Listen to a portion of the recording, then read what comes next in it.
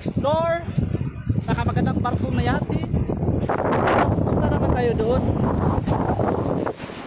Pupunta tayo doon. Ayan, pupuntahan natin doon.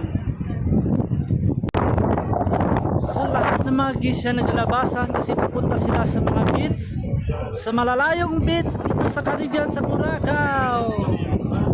Ayan, may sumasayaw. Hi! Ang galing sumasayaw. Ang galing sumasayaw yan sila.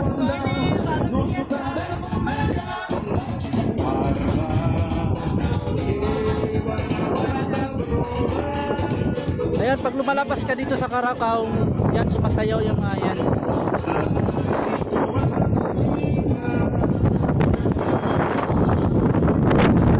So, andito naman tayo sa lugar na to. So, nandito sa Explora. So, malapit na tayo pupunta doon sa malayong dapit. Doon. Yan, malapit na tayo pupunta doon. Ay, kawaw sa video ba? Hi, po diha. Hi! Ano ba? Ay, kawaw ba? Baga kag nang baga bunaw. So, ando naman tayo. So, yung nakaraang mga ilang araw, ilang linggo yon, yung may sapatos na diwindi, papakita ko naman sa inyo ulit. Ayun, papakita ko naman sa inyo ulit yun. Explora! Let's go! Let's get yun! Papunta na tayo doon.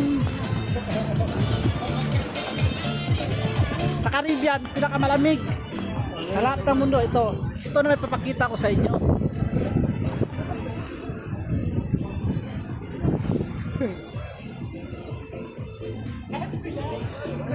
Ayan, kung ikaw mahilig maglakwat sa kung saan ka maglalakad, ito, ririntahan mo lang yan.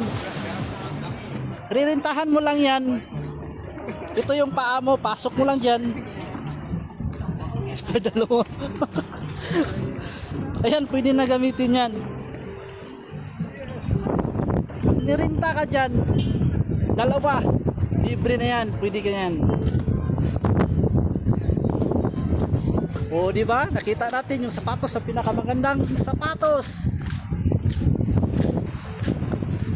Ayan, malapit na tayo doon. Ayun, palapit na yung palapit. Malapit na tayo ng malapit. Ganda. Ganda yung barko natin. Tatang ulit. Iwan natin doon. Ang lalayo na. Explora. What's up for you?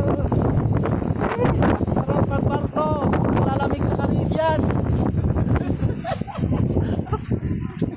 So ayan mga amigo, aakyat naman tayo dito. Aakyatin natin kung anong meron sa taas. Aakyatin natin.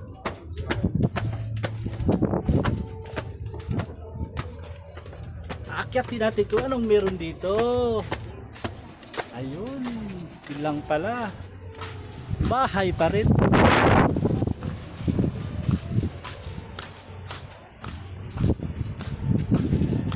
Bahay pa rin.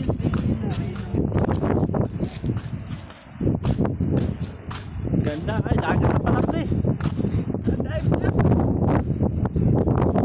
Puntahan natin doon yung tulay. Andun. Puntahan yung tulay doon. Yung tulay na umiikot. At saka may papakita ko sa inyo yung barko na malaki na yung sabi. Nag-swing siguro tayo. Di ba di ba pre?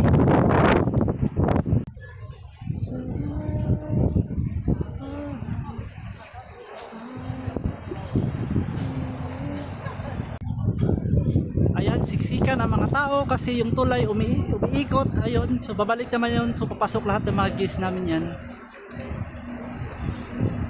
Ayan, papasok lahat ng mga geese. Ayan, papunta doon sa kabilang lugar.